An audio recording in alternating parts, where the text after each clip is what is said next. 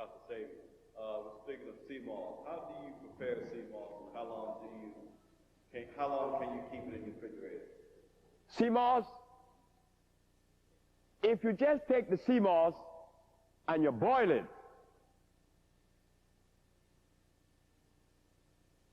and keep it in the refrigerator, and every day you want to use something, you just, oh, incidentally, when you boil it, there may be a little bit stringy in there, some of it, when you pull some off, but don't throw away that pulp.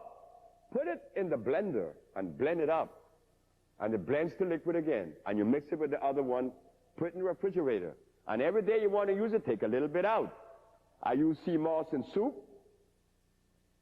I make pudding out of sea moss. Do you add anything else to it other than sea? Oh, well, of course, depending on what you're going to do with it. Like in the soups, you put all the condiments of a soup.